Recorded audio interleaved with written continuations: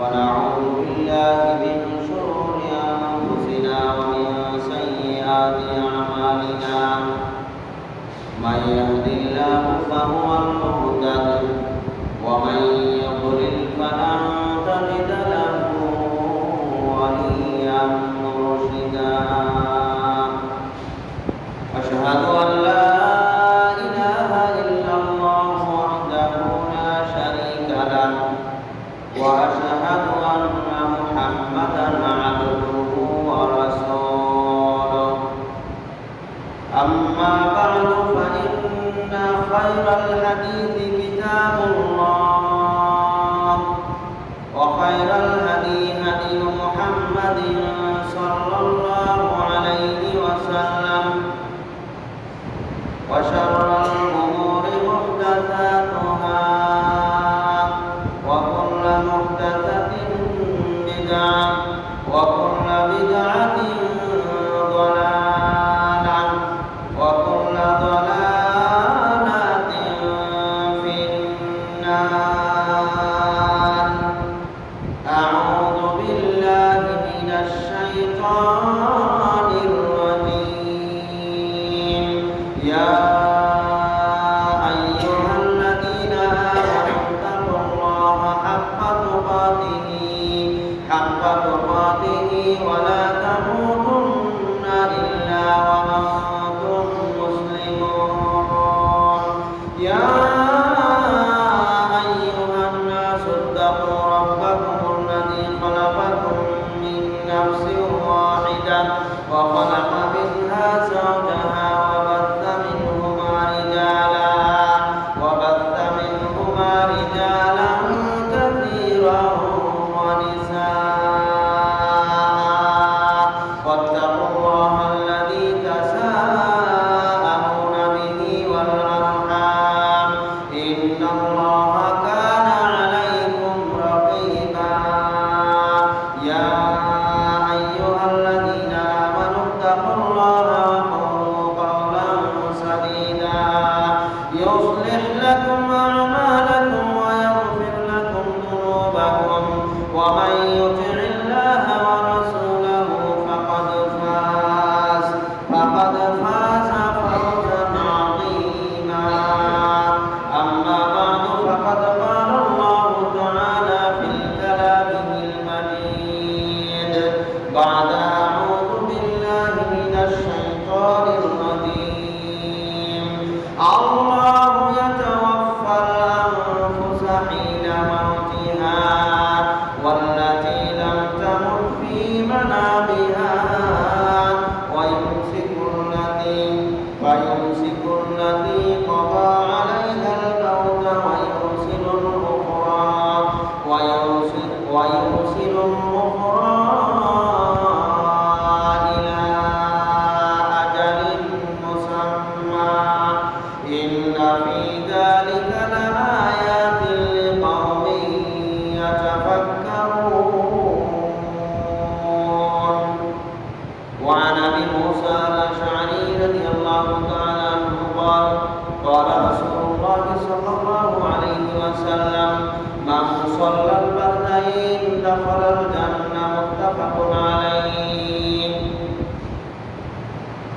প্রশংসা জ্ঞাপন করছি সেই মহান মুনিবের দরবারে যার অশেষ মেহেরবানিতে সালাতুল জুমা আদায় করার জন্য যথাসময়ে উপস্থিত হতে পেরেছি যে আল্লাহ সুবহানাহু ওয়া তাআলা আমাদেরকে তৌফিক দান করেছেন তার শুকরিয়া জ্ঞাপনার্থে বলছি আলহামদুলিল্লাহ সালাম মুর্শিদ বিশ্ব নবী সাইয়্যিদুল মুরসালিন খাতামান নবিয়্যিন রাহমাতুল লিল আলামিন নবী মুহাম্মদুর রাসূলুল্লাহ সাল্লাল্লাহু আলাইহি ওয়াসাল্লামের উপর সম্মানিত উপস্থিতি গত সপ্তাহের আলোচনার পরবর্তী আলোচনা বিষয় হচ্ছে ফজরের সময় এবং সালাতের গুরুত্ব।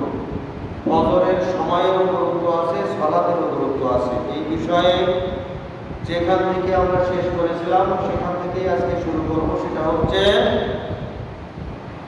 মানুষ দুনিয়াবি কাজের জন্য যতটা চেষ্টা করে সফল করে ওরকম চেষ্টা যদি ফজরের জন্য করতো তাহলে ফজরের সালাত আদায় করা মানুষের জন্য কোনো ব্যাপারই হতো না।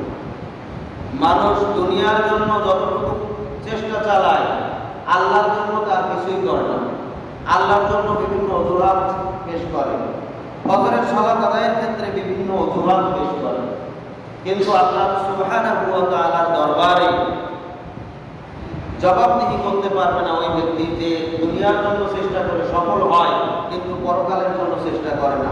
তার কোনো জবাবদিহিতা আল্লাহর কাছে নাই, কারণ আল্লাহ তাআলা বান্দার উপরে এমন কোনো চাপ সৃষ্টি করেননি যেটা পালন করা বান্দার জন্য কষ্টকর।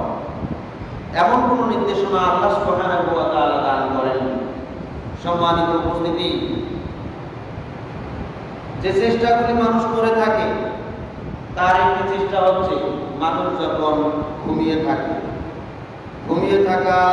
ঘুমিয়ে গভীর ঘুমে অচেতন হয়ে আসে, এমন অবস্থায় তার মা বা তার স্ত্রী, একজন পুরুষ ঘুমিয়ে আসে, তার মা তার স্ত্রী হঠাৎ করে তাকে ডাক দিয়ে বলছে, তাড়াতাড়ি ওঠেন, পাশের বাড়িতে আগুন লেগেছে।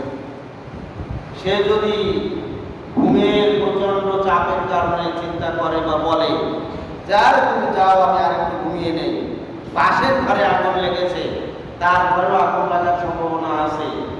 এমন অবস্থায় সে যদি চিন্তা করে যে আমি তো অনেক রাত্রিতে ঘুমিয়েছি, আর একটু ঘুমিয়ে নেই, তাহলে তার অবস্থা কি হতে পারে? আর সে কোনো সচেতন পুরুষ যত ঘুমের চাপ থাক না কেন, সে কি ওই অবস্থায় ঘুমিয়ে থাকতে পারবে?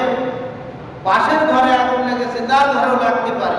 এই খবর শোনার পরে কোনো ভালো মানুষ যাদের মাথা ঠিক আছে, মাথা আওলায়নি, সমস্যা হয়নি, এরকম মানুষ ছাড়া কোনো সুস্থ মস্তিষ্কের মানুষ ঘুমিয়ে থাকতে পারবে? অথচ আপনার স্ত্রী, আপনার মা কত ডাকছে ফজরের জন্য, কিন্তু আপনি উঠতেছেন না। আবার সন্তানকেও ডাকতে হবে, যার বয়স 7 বছর পার হয়ে গেছে, 7 বছর হয়ে গেছে, সেখান থেকে শুরু করে বালেগ হওয়া পর্যন্ত, আপনার অধীনে যতদিন আছে ততদিন পর্যন্ত, বালেগ হওয়ার পরেও, বালেগ হওয়া পর্যন্ত না, বালেগ হওয়ার পরেও আপনার অধীনে যতদিন আছে ততদিন তাকে সালাতের নির্দেশ দিতে হবে। এই সন্তানকে ফজরের সময় ঘুম থেকে উঠাতে হবে। অনেকে অজুহাত পেশ করেন, আমার সন্তান অনেক রাত্রিতে লেখাপড়া করে ঘুমিয়ে যায়, ফজরের সময় উঠতে পারে না, ডাকলে ওঠে না, অথবা বিভিন্ন কারণে রাত্রিতে দেরি করে ঘুমায়, ফজরের সময় ডাকলে ওঠে না। অথবা অনেক পিতামাতা রয়েছেন সন্তানের প্রতি খুব দরদ দেখাতে যেয়ে হয়তো দুই একটা ডাক দেন, না দিলে হয় না। তাই যারা সচেতন পুরুষ তাদের মধ্যেই, যারা অসচেতন তাদের কথা তো বাদই দিলাম, যারা সচেতন পুরুষ তাদের মধ্যেই কেউ কেউ হয়তো দুই একটা ডাক দেয়, সন্তান উঠলে উঠলো, না উঠলে না উঠলো। এদের দৃষ্টান্ত হচ্ছে, যদি আপনার ঘরে আগুন লেগে যায় তাহলে আপনি কি আপনার ওই সন্তানকে ওই অবস্থায় ছেড়ে দিবেন, নাকি যেভাবে হোক তাকে জোর করে হলেও টেনে তুলবেন? কি করবেন আপনি? আপনার পদক্ষেপটা কি থাকবে? আপনি দেখলেন আপনার ঘরে আগুন লেগেছে, আপনার সন্তানকে দুই এক ডাক দিয়েছেন, কিন্তু সে উঠতেছে না, আপনি আপনার পদক্ষেপ কি থাকবে? আপনি কি পদক্ষেপ গ্রহণ করবেন? জোর করে হলেও ঘুমন্ত মানুষকে ঠ্যাং ধরে টেনে হলেও, হাত ধরে টেনে হলেও তাকে টেনে উঠিয়ে বাইরে বের করবেন, কারণ এখনই ঘরের আগুন তাকে দগ্ধ করবে, জ্বালিয়ে দেবে, এই ভয়। আল্লাহ তাআলা বলছেন, ইয়া আইয়ুহাল্লাযীনা আমানু কু আনফুসাকুম ওয়া আহলিকুম নারা, হে ঈমানদারগণ, তোমরা নিজেদেরকেও জাহান্নামের আগুন থেকে বাঁচাও, নিজেকে জাহান্নামের আগুন থেকে বাঁচাও, এবং তোমাদের পরিবারের পরিজন সদস্য যারা রয়েছে তাদেরকেও জাহান্নামের আগুন থেকে বাঁচাও। আল্লাহ তাআলা অন্য জায়গায় বলছেন, আন্নারু আশাদ্দু হাররান, আন্নারু আশাদ্দু হাররান, দুনিয়ার যে আগুন, এই আগুনের চাইতে জাহান্নামের আগুন অনেক অনেক বেশি কঠিন। নাউযুবিল্লাহ। জাহান্নামের আগুন অনেক বেশি কঠিন। দুনিয়ার আগুন থেকে বাঁচানোর জন্য তোমার সন্তানকে তুমি ঠ্যাং ধরে টেনে হলেও বের করছো, কারণ আগুন থেকে বাঁচাতে চাচ্ছ। কি দয়া, কি মায়া! তোমার মায়া দয়া আছে, এটা ঠিক আছে, কিন্তু এর চাইতে দয়া, এর চাইতে মায়া তোমাকে বেশি দেখাতে হবে।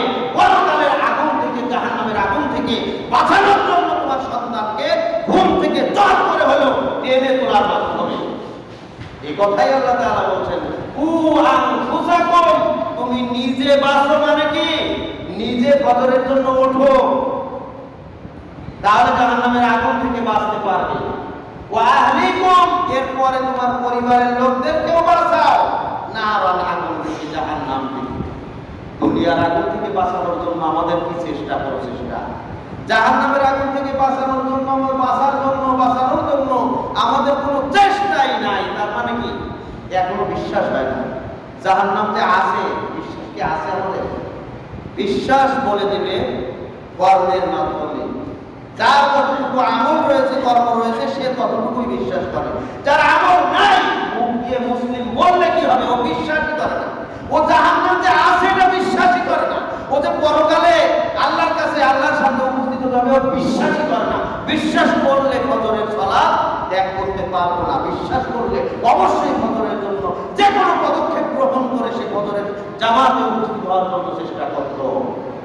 দুনিয়ার জন্য মানুষ চেষ্টা করেন, গাড়ি ধরার জন্য, ট্রেন ধরার জন্য, বিমান ধরার জন্য। সহজেই সেই রাত্রিতে 2টায় যদি এখান থেকে বের হতে হয়, 3টায়, 4টায়, 5টায়, যে কোনো সময় বের হওয়ার জন্য আগে থেকে প্রস্তুতি গ্রহণ করে। কারণ গাড়ি যদি মিস হয়ে যায়, ট্রেন যদি মিস হয়ে যায়, বিমান যদি মিস হয়ে যায়, তাহলে দুনিয়াতে তার একটা লস রয়েছে, লোকসান রয়েছে। এই লোকসানের ভয়ে, এই লসের ভয়ে সে এটা মিস করে না। যেভাবেই হোক সে ওঠে, কিন্তু ফজরের সালাতে মিস করে। তার মানে হচ্ছে পরকালের প্রতি তার বিশ্বাস নাই, এজন্যই করে। নাও বিশ্বনবী মুহাম্মদুর রাসূলুল্লাহ সাল্লাল্লাহু আলাইহি ওয়াসাল্লাম বলেন, সহিহ বুখারী মুসলিমের হাদিস, আবু মুসা আশআরী রাদিয়াল্লাহু তাআলা আনহু হাদিসটি বর্ণনা করেছেন, মান সাল্লাল বারদাইন দাখালাল জান্নাহ। যে ব্যক্তি 2টা ঠান্ডার সময় সালাত আদায় করবে, 2 সময় সালাত আদায় করবে, সে ব্যক্তি জান্নাতে যাবে। সুবহানাল্লাহ। 2টা ঠান্ডার সময় মানে কি? দুপুরের প্রচন্ড রোদ পেরিয়ে যখন ঠান্ডা পড়া শুরু হয়, অর্থাৎ আসরের সময়, এটা হচ্ছে এক ঠান্ডা। আর একটা হচ্ছে কি, সারা রাত্রির শেষ অংশে একটু বেশি ঠান্ডা পড়ে, এটা হচ্ছে ফজরের। মান সাল্লাল বারদাইন, এই 2টা তুলনামূলক ঠান্ডার সময়। সারাদিনের ঠান্ডা হচ্ছে আসরের সময়, আর সারা রাতের ঠান্ডা হচ্ছে ফজরের সময়। এই 2 ঠান্ডার সময় যে ব্যক্তি সালাত আদায় করবে, দাখালাল জান্নাহ, সে জান্নাতে প্রবেশ করবে। সুবহানাল্লাহ। আর এক হাদিসে বিশ্বনবী মুহাম্মদুর রাসূলুল্লাহ সাল্লাল্লাহু আলাইহি ওয়াসাল্লাম বলেন, উমর বিন রুবাইবা রাদিয়াল্লাহু তাআলা হাদিসটি বর্ণনা করেছেন। তিনি আল্লাহর রাসূলকে বলতে শুনেছেন, তিনি বলেছেন, লা ইয়ালিজান নারু আহাদুন, কখনো ওই ব্যক্তি জাহান্নামে প্রবেশ করবে না। সাল্লা ক্বাবলা তুলুইশ শামসি ওয়া ক্বাবলা গুরুবিহা, যে ব্যক্তি মাগরিবের পূর্বে এবং মানে সূর্যোদয়ের পূর্বে এবং সূর্য অস্তের পূর্বে, সূর্য অস্তের পূর্বে মানে আসরের সালাত, আর সূর্যোদয়ের পূর্বে মানে ফজরের সালাত। যে ব্যক্তি ফজরের সালাত এবং আসরের সালাত আদায় করবে, লা ইয়ালিজান নার, কখনো ওই ব্যক্তি জাহান্নামে যাবে না। সুবহানাল্লাহ। সুতরাং জাহান্নামের আগুন থেকে বাঁচতে গেলে অবশ্যই ফজরের সালাত আদায় করতে হবে, আসরের সালাত আদায় করতে হবে। দুঃখের বিষয় হচ্ছে এই যে আমাদের দেশে এই 2 ওয়াক্তের সালাতকে মেরে ফেলা হয়েছে। তার মানে সঠিক সময় আদায় না করে ইচ্ছাকৃতভাবে আসরের সালাতকে কমপক্ষে নির্ধারিত সময়ের 1.5 ঘন্টা পরে যে আদায় করা হয়, ফজরের সময়ের নির্ধারিত সময়ের কমপক্ষে আধা ঘন্টা 40 মিনিট পরে আদায় করতে যেয়ে প্রায় সূর্যোদয়ের কাছাকাছি সময় যে চতুর্দিকে ফর্সা হয়ে যায়, সেই সময়ে ফজরের সালাত আদায় করা হয়। এই ওয়াক্তকে, সময়কে মেরে ফেলা হয়। সম্মানিত উপস্থিতি সম্পর্কে অনেক লম্বা চলা আলোচনা, ওদিকে আমরা যাচ্ছি না, আমরা মূল পয়েন্টে আলোচনা করছে। অবশ্যই এই 2 ওয়াক্তের সময়ের গুরুত্ব দিতে হবে, সঠিক সময়ে আদায় করতে হবে। মানুষের মন গড়া সময়ে এই সালাত আদায় করলে সেই সালাত আল্লাহ তাআলার কাছে গ্রহণযোগ্য হবে না। অধিকাংশ মানুষ ফজরের সময় ঘুমিয়ে থাকে, অধিকাংশ মানুষ ফজরের সময় ঘুমিয়ে থাকে, অথচ আল্লাহ তাআলা ঘুমের সময় দিয়েছেন রাতে। রাতটাকে ঘুমের জন্য নির্ধারণ করেছেন, আর দিনটাকে মানুষের কর্ম সম্পাদন করার জন্য নির্ধারণ করেছেন। মানুষ কাজকর্ম করবে দিনে আর ঘুমাবে, বিশ্রাম করবে রাতে। সারাদিন কর্ম করার পরে ঈশার পরপরই ঘুমিয়ে যাবে, তখন আর কোনো কাজ করবে না। এটা হচ্ছে রাসূল সাল্লাল্লাহু আলাইহি ওয়াসাল্লামের সুন্নাত। রাসূল সাল্লাল্লাহু আলাইহি ওয়াসাল্লাম আবু বারদা রাদিয়াল্লাহু তাআলা বলেন, রাসূল সাল্লাল্লাহু আলাইহি ওয়াসাল্লাম ঈশার সালাতের পূর্বে ঘুমানোকে অপছন্দ করতেন এবং ঈশার সালাতের পরে জেগে থাকাকে অপছন্দ করতেন। ঈশার সালাতের পরে কথাবার্তা বা অন্যান্য কাজকর্ম এগুলিকে অপছন্দ করতেন, ঈশার পূর্বে ঘুমানোকে অপছন্দ করতেন। তাহলে ঈশার পরে তাড়াতাড়ি ঘুমিয়ে যাওয়া এটা হচ্ছে সুন্নাত, এটা হচ্ছে ইসলামের একটা বিধান। আল্লাহ তাআলা বলছেন, আল্লাহু ইয়াতাওয়াফাল আল্লাহুল্লাযী জাআলা লাকুমুল লাইলা লিতাসকুনু ফীহি। আল্লাহুল্লাযী, তিনি সেই আল্লাহ যিনি জাআলা লাকুমুল লাইলা লিতাসকুনু ফীহি, তোমরা তোমাদের জন্য যে রাত তৈরি করেছেন, সৃষ্টি করেছেন, এই রাত্রিতে যেন তোমরা প্রশান্তির জন্য গ্রহণ করো। লিতাসকুনু ফীহি, এই রাতের মধ্যে তোমরা যেন ঘুমের মাধ্যমে প্রশান্তি পাও, এই জন্য রাত সৃষ্টি করেছেন। ওয়ান নাহারা মুবসিরা, আর দিনকে সৃষ্টি করেছেন মানুষের কর্ম কার্যক্রম পরিচালনার জন্য। মানুষ দেখে দেখে দিনের আলোতে দেখে দেখে কাজ করবে, এর জন্য আলাদা বাতির প্রয়োজন হবে না, আলাদা লাইটের প্রয়োজন হবে না, আলাদা দেখার জন্য কোনো যান্ত্রিক যন্ত্রের প্রয়োজন হবে না। সুন্দর মতো রাত্রিতে কত খরচ করে তারপরে দেখে কাজ করতে পারে। দিনের বেলা কি তাই? দিনের বেলা সহজে কাজ করা যায়, তারপর রাত্রের কাজ আর দিনের কাজ কখনো সমান হয় না। আমাদের মোটরসাইকেল ড্রাইভ করি, দিনের বেলা কত মানে সুন্দরভাবে চালাতে পারি, রাত্রে চালাতে গেলে অনেক ভয়ে ভয়ে ভয়ে ভয়ে চালাতে পারি। কারণ সামনের দিক দিয়ে যখন গাড়ি আসে, তখন চোখে এমনভাবে আলো লাগে, সামনে কিছুই দেখা যায় না। এরকম প্রত্যেকটা কর্ম রাতের জন্য কষ্টকর, দিনের জন্য সহজ। আল্লাহ তাআলা বলছেন, নাহারা মুবসিরা, দিনের দিনটা হচ্ছে দেখে দেখে কাজ করার জন্য, আর রাতটা হচ্ছে বিশ্রামের জন্য আল্লাহ তাআলা তৈরি করেছেন। ইন্নাল্লাহা লাযু ফাদলিন আলান নাস, নিশ্চয়ই আল্লাহ তাআলা মানুষের উপরে লাযু ফাদলিন, তার অনুগ্রহ দান করেন। এই দিনের বেলা কাজকর্মের মাধ্যমে যে অনুগ্রহ তালাশ করে আল্লাহ তাআলা, এর বিনিময়ে তার উপরে অনুগ্রহ অর্থাৎ রিজিকের ব্যবস্থা করেছেন। কখন? দিনের বেলা। ওয়ালাকিন্না আকতারান নাস লা ইয়াশকুরুন, কিন্তু অধিকাংশ মানুষ এই নিয়ামত পেয়ে তারা আল্লাহর কৃতজ্ঞতা প্রকাশ করে না, শুকরিয়া আদায় করে না। নাউযুবিল্লাহ। সম্মানিত উপস্থিতি, আল্লাহ তাআলার বিধান হচ্ছে রাত্রিতে তাড়াতাড়ি ঘুমিয়ে যাওয়া এবং দিনের বেলায় কাজকর্ম করা।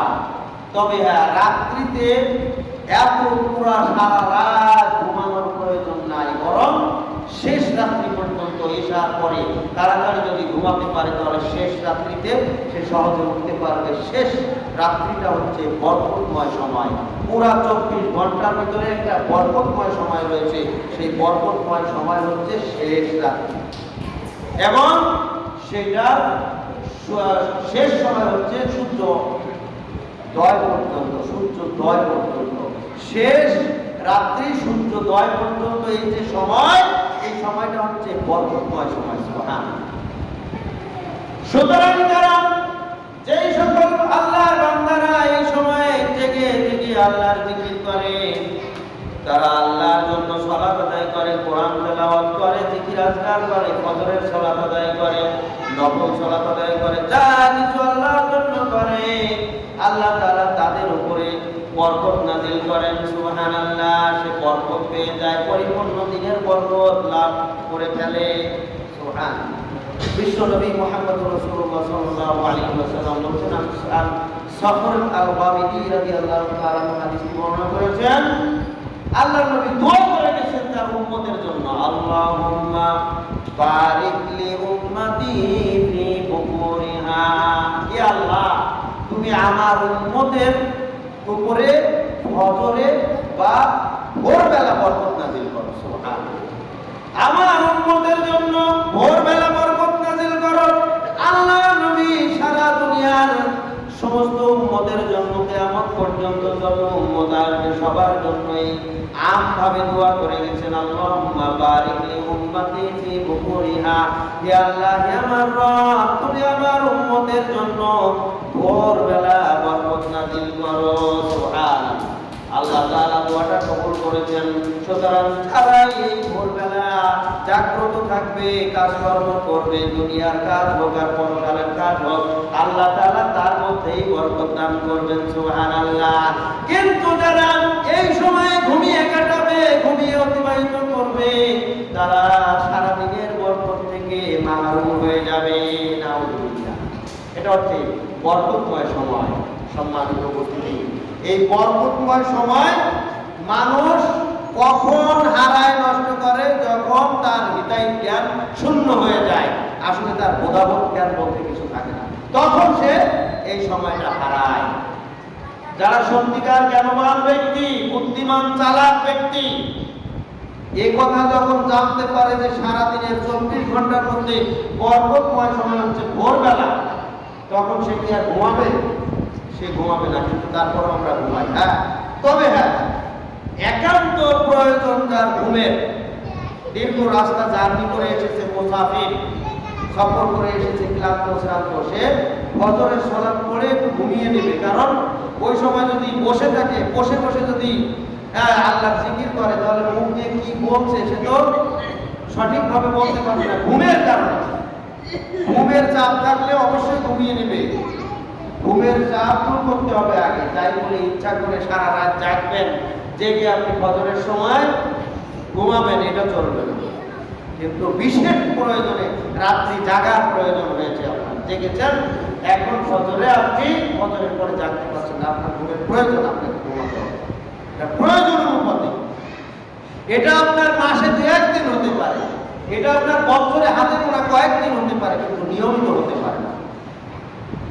অতএব ফজরের পরে ঘুম এর চিন্তা পরিপূর্ণভাবে ইমানদার ব্যক্তিদের জন্য, আল্লাহর বান্দা যারা, তাদের জন্য এই মাথা থেকে দূর করতে হবে। ফজরের পরে ঘুম অথবা সকালবেলা ঘুম, বরকতময় সময়ে ঘুম, এটা মাথা থেকে পরিপূর্ণভাবে দূর করতে হবে। এটা হচ্ছে ইমানদারদের বৈশিষ্ট্য।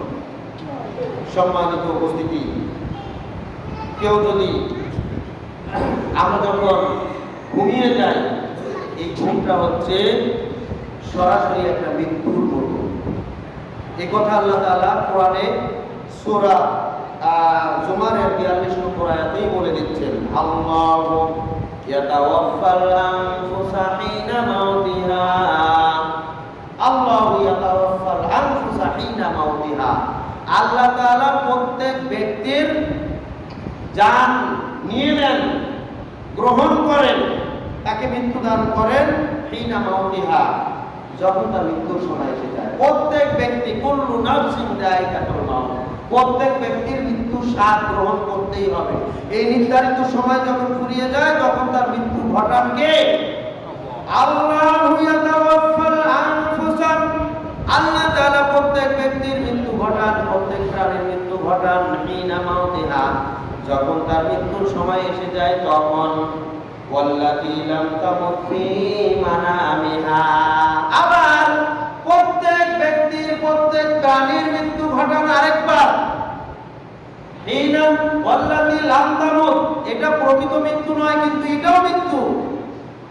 ফী মানামিহা, যখন সে ঘুমায়, রাত্রিতে ঘুমায়, রাত্রিতে যখন ঘুমায় তখন আল্লাহ তাআলা তার মৃত্যু দান করেন। কখনো সে মারা যায়, সত্যিকার মৃত্যু যখন হয় তখন যেমন আল্লাহর কাছে রূহটা চলে যায়, আবার যখন মানুষ ঘুমিয়ে যায় তখন তার রূহটাও আল্লাহর কাছে চলে যায়। সুবহান। ফায়ুমসিকুল্লাতী ক্বাদা আলাইহাল মাউতা, ফায়ুমসিকুল্লাতী ক্বাদা আলাইহাল মাউতা। এরপরে আল্লাহ তাআলা যার ব্যাপারে একবারে সিদ্ধান্ত নিয়ে ফেলেছেন যে এর আর রূহ ফেরত দেওয়ার দরকার নাই, তখন তার রূহটা গ্রহণ করেন, আল্লাহর কাছেই রেখে দেন, এর আর রূহটা ফেরত দেন না, কারণ এর সময় শেষ। তাহলে রূহটা ঘুমের মধ্যে আল্লাহ তাআলা নিয়ে নেন। নিয়ে নেওয়ার পরে যদি আল্লাহ তাআলা জানেন যে এর হায়াত শেষ হয়ে গেছে, তাহলে কি রূহ একেবারে আল্লাহর কাছে থেকে যায়। আবার যখন ওয়ায়ুরসিলুল উখরাম ইলা আজালিন মুসাম্মা, আর যে ব্যক্তির হায়াত এখনো রয়েছে, হায়াত বাকি রয়েছে, এখনো মৃত্যুর সময় আসে নাই, আল্লাহ তাআলা কেবল তার রূহটা তার শরীরে ফিরিয়ে দেন। সুবহানাল্লাহ। ওয়া ইউরসিলুল উখরা ইলা আজালিন মুসাম্মা, নির্ধারিত সময় পর্যন্ত, নির্ধারিত কাল পর্যন্ত এই রূহটা আবার ফেরত দেন। তাহলে এই মৃত্যুটা হচ্ছে, এই ঘুমটা হচ্ছে একটা মৃত্যু। এজন্য ঘুমানোর সময় ঘুমের আগে এই রাত্রির ঘুমটা, ঘুমের সময়টা মানুষ হেলায় ফেলায় করে কাটিয়ে বিভিন্ন ধরনের কাজকর্ম অথবা অপকর্ম করে সময়টাকে নষ্ট করে শেষ রাত্রের বরকতময় সময় ঘুমিয়ে যায়। অথচ তার উচিত ছিল এশার সালাতের পরেই আল্লাহ সুবহানাহু ওয়া তাআলার নাম স্মরণ করে ঘুমিয়ে যাওয়া। সম্মানিত উপস্থিতি, কেউ যদি শয়তান এবং ফেরেশতা, এই দুইটা, ফেরেশতা এবং শয়তানের সরাসরি সচক্ষে উপস্থিত দেখতে চান, তাহলে দুইটা দৃষ্টান্ত আমরা দিতে পারি। প্রত্যেক মানুষের ভিতরে কারিন রয়েছে, দুইজন সঙ্গী রয়েছে, একটা হচ্ছে ফেরেশতা আর একটা হচ্ছে শয়তান। ফেরেশতা আল্লাহর হুকুমে ভালো কাজের দিকে, কল্যাণের দিকে তাকে ডাকে, এবং মানুষ যখন কোনো ভালো কাজের নিয়ত করে তখন ফেরেশতারা তাকে সাহায্য করে। সুবহানাল্লাহ। আর শয়তান হচ্ছে খারাপ দিকে মানুষের অন্তরকে নিয়ে যায়। মানুষ যখন কোনো খারাপ পরিকল্পনা করে, খারাপ চিন্তা করে, শয়তান তখন তার কাজে সাহায্য করে, এই খারাপ কাজটা বাস্তবায়ন করার জন্য সাহায্য করে। সুবহানাল্লাহ। এজন্য কোনো ব্যক্তি যদি ইয়াকিনের সাথে সঠিক সময়ে সুন্নতি পদ্ধতি অবলম্বন করে রাত্রিতে ঘুমায়, যে আজকে আমি ফজরের সময় উঠবই উঠবো, এরকম দৃঢ় বিশ্বাস নিয়ে, যেমন ভাবে ইয়াকিন করেছিল বিদেশের টিকিট যাতে নষ্ট না হয়, যেভাবে ইয়াকিন করেছিল বিমানের টিকিট যাতে নষ্ট না হয়, আমাকে কিভাবে ওঠা দরকার, যেভাবে ইয়াকিন করেছিল আমার চাকরি যেন নষ্ট না হয়, এই জন্য কিভাবে আমাকে উঠে আগে যে ভাগে যাওয়া দরকার, ঠিক ওরকম ভাবে ইয়াকিনের সাথে বিশ্বাস নিয়ে যে ব্যক্তি সুন্নতি পদ্ধতিতে রাত্রিতে ঘুমিয়ে যায়, এই ব্যক্তির ফজরে আর কাউকে ডাকার প্রয়োজন হয় না। সুবহানাল্লাহ। এটা পরীক্ষিত। আপনি আজকেই দেখেন, প্রমাণ যদি নিতে চান আজকে এইভাবে ঘুমিয়ে যান, দেখবেন যে আপনি ঠিকই ফজরের সময় জেগে গেছেন। আসলে জাগায় কে? আল্লাহ তাআলা জাগান কার মাধ্যমে? তার প্রেরিত ফেরেশতাদের মাধ্যমে। সুবহানাল্লাহ। এটা আপনার ইচ্ছায় জানতে পারেন নাই, আপনার ইচ্ছায় আপনি এই কাজটা করতে পারেন নাই, স্বয়ং আল্লাহ তাআলা ফেরেশতাদের মাধ্যমে, ফেরেশতার মাধ্যমে আপনাকে জাগানোর ব্যবস্থা করেছেন। কারণ আপনি ওই ইয়াকিনের সাথে সত্যিকার বিশ্বাস নিয়ে রাত্রিতে ঘুমিয়েছিলেন। এজন্য কোনো অ্যালার্মেরও প্রয়োজন নাই, কোনো শব্দের প্রয়োজন নাই, কারো ডাকার প্রয়োজন নাই। আল্লাহ তাআলা তার রহমতের মাধ্যমে, রহমতের ফেরেশতার মাধ্যমেই আপনাকে ডাকার ব্যবস্থা করে দিবেন। সুবহানাল্লাহ। সুতরাং যদি কোনো ব্যক্তি আজকেই প্রমাণ নিতে চান, আমি ফেরেশতাকে দেখতে চাই, তাহলে এই সুন্নতি পন্থা অবলম্বন করেন, রাত্রিতে তাড়াতাড়ি ঘুমিয়ে যান এবং ইয়াকিনের সাথে বিশ্বাস নিয়ে ঘুমিয়ে যান। অবশ্যই অবশ্যই আমাকে ফজরের সময় জাগতে হবে। দেখবেন ঠিকই আপনি ফজরের সময় জেগে গেছেন, তার মানে স্বয়ং ফেরেশতা এসে আপনাকে জাগানোর ব্যবস্থা করেছে। সুবহানাল্লাহ। আবার আপনি শয়তানকে দেখতে চান, শয়তানকে সচক্ষে দেখতে চান, তাহলে আপনি নামাজ সালাতে দাঁড়িয়ে যান এবং মনে মনে খুব বিশ্বাস নিয়ে যে আজকের সালাতে আমি কোনো দিকে মনোযোগ দেব না। সালাত আদায় করেন, দাঁড়িয়ে যান, কোনো দিকে মনোযোগ দেব না, আমি পরিপূর্ণভাবে একখানে আল্লাহর জন্য সালাত আদায় করব। এরপরে আল্লাহু আকবার বলে নিয়ত করে দাঁড়িয়ে যান। তারপরেও দেখবেন যে শয়তান শুধু এসে বলছে উযকুর কাযা, উযকুর কাযা, উযকুর কাযা, তুই এটা স্মরণ কর, এটা স্মরণ কর, এটা স্মরণ কর। অর্থাৎ সালাতের মধ্যে যা কিছু স্মরণ হয়, কে স্মরণ করায়? শয়তান স্মরণ করায়। আল্লাহর নবী বলছেন শয়তান এসে তাকে বলে উযকুর কাযা, উযকুর কাযা, তুই এটা স্মরণ কর, এটা স্মরণ কর, এটা স্মরণ কর। কল্পনা এসে বলতে থাকে। অর্থাৎ সালাতের মধ্যে আমরা যা কিছু কল্পনা করি, এই কল্পনার মাধ্যমে আপনি বলবেন যে শয়তান আমার সাথে এসে গেছে। নাউযুবিল্লাহ। সম্মানিত উপস্থিতি, শয়তান দেখতে চান সালাতে দাঁড়িয়ে, সালাতে দাঁড়ালেই টের পাবেন শয়তান এসে গেছে। তার মানে কি সালাতের মধ্যেই আপনার চিন্তা ভাবনা অন্যদিকে চলে গেছে। তার মানে কি শয়তান উপস্থিত হয়ে গেছে। এটা হচ্ছে বাস্তব। বাস্তব শয়তানকে দেখতে চাইলে সালাতের মধ্যে আসে। আরো দেখবেন শয়তান যখন আযান দেয় তখন কুকুর ডাকে। কি জন্য ডাকে? শয়তানের উপস্থিতি তারা টের পায়। শয়তান বায়ু ত্যাগ করতে করতে উল্টা দিকে দৌড় দেয়, এটা দেখে কুকুর ডাকা শুরু করে। এই জন্য অনেকে খারাপ ধারণা করেন যে আযান হলো একটা ভালো কাজ, আর আযানের সময় কুকুর ডাকে কেন? কুকুর ডাকে, এটা আলামত হচ্ছে শয়তান ছিল এখানে। এই শয়তান দৌড় দিচ্ছে, পালাচ্ছে, তাই সে ডাকছে। আপনি আল্লাহর বিধানকে এখনো পর্যন্ত, পরকালকে, জাহান্নামকে এখনো বিশ্বাস করতে পারেননি। এই বাস্তবতাগুলো একটু দেখেন না আপনি, আপনার চোখে এটা পড়ে না? আবার যখন দেখেন ফজরের সময় আপনার ঘুম এখনো ভাঙে নাই, আপনি উঠতে পারেন নাই, কিন্তু আল্লাহর একটা জীব মোরগ সে ঠিকই ডেকে সে উঠে কুকুরি খুব ডাকা শুরু করেছে। তার মানে মোরগেরা ফেরেশতাদের উপস্থিতি দেখতে পায়। যেই সময় ফেরেশতারা বদল হয়, দুনিয়ার ফেরেশতা আসমানে চলে যায়, আসমানের ফেরেশতারা দুনিয়ায় চলে আসে, ফজরের সময় ফেরেশতা বদল হয়, ওই সময় মোরগেরা ফেরেশতাদের উপস্থিতি টের পায়। এজন্যই মোরগ ডাকা শুরু করে দেয়। সুবহানাল্লাহ। মোরগের ডাক ঠিকই শুনতে পান, সে জাগ্রত হয়ে গেছে, কিন্তু আপনি এত অধম, আল্লাহর অধম বান্দা, আপনার জাগ্রত এখনো হয় নাই, আপনি এখনো ঘুমিয়ে আছেন। নাউযুবিল্লাহ। সম্মানিত উপস্থিতি, বলছিলাম আপনি যখন ঘুমিয়ে যাবেন, সঠিক নিয়মে ঘুমিয়ে যান এবং আপনি আপনার অন্তরে পোষণ করেন যে আমি ঘুমাচ্ছি না, আমি মৃত্যুবরণ করছি। আল্লাহর উপরে তাওয়াক্কুল করে আল্লাহর কাছে বলেন আল্লাহুম্মা বিসমিকা, হে আল্লাহ আমি তোমার নামে আমি তো মৃত্যুবরণ করছি, ওয়া আহিয়া, এবং আমার যদি আবার হায়াত থাকে জীবিত হব তোমার নামে।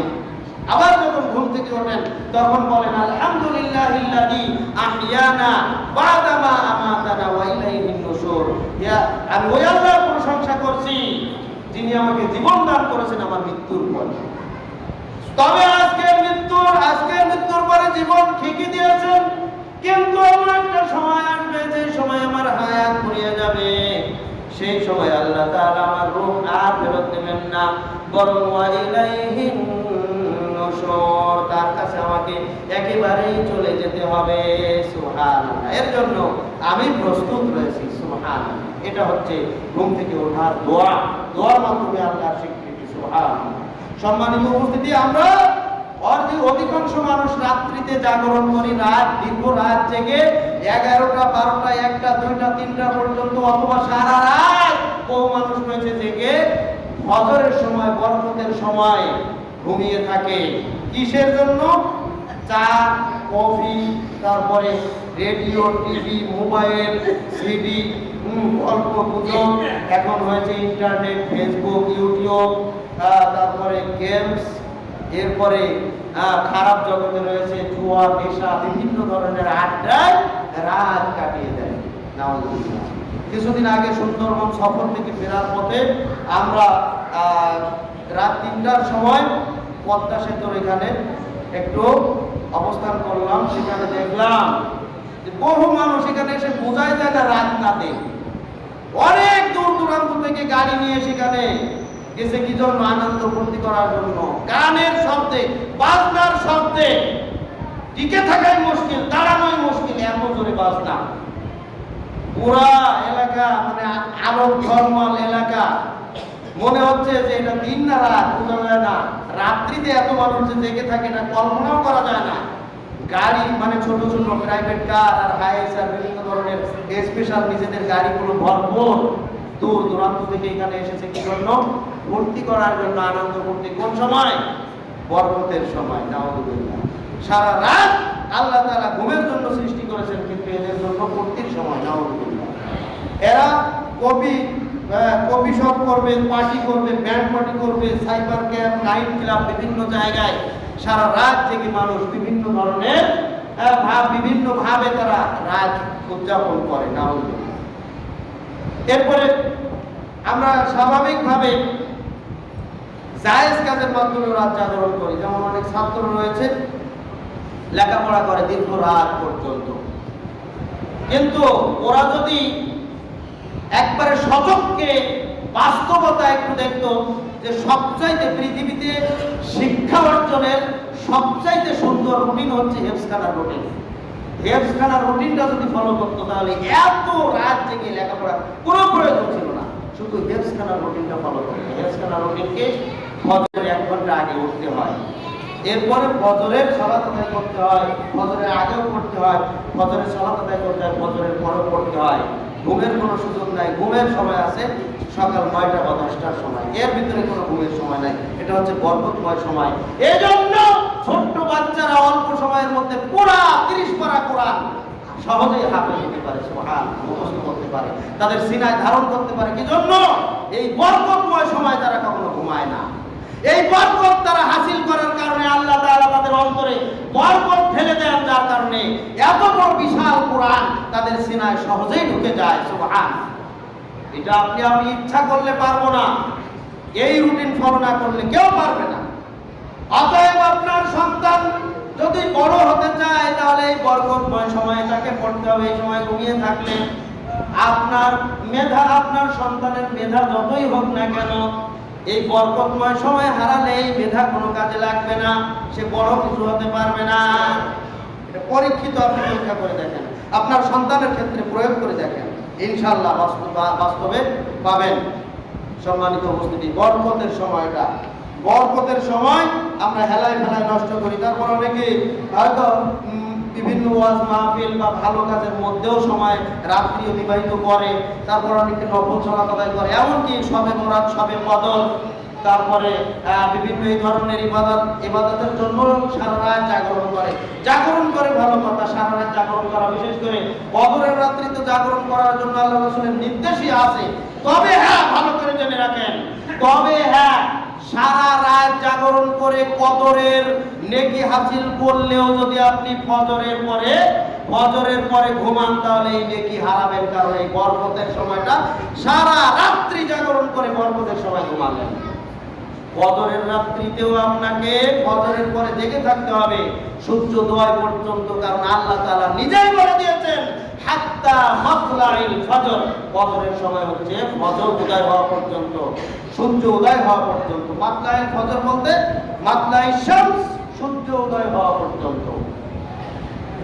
সম্মানিত উপস্থিতি, তাহলে কমপক্ষে ফজরের সালাত আপনাকে আদায় করতেই হবে। সারা রাত্রি জাগরণ করলেন, রাত 2টা 3টায় বাসায় দিয়ে ঘুম দিলেন, ফজরের খবর নাই, ওই রাত্রি জাগরণের কোনো দাম নাই।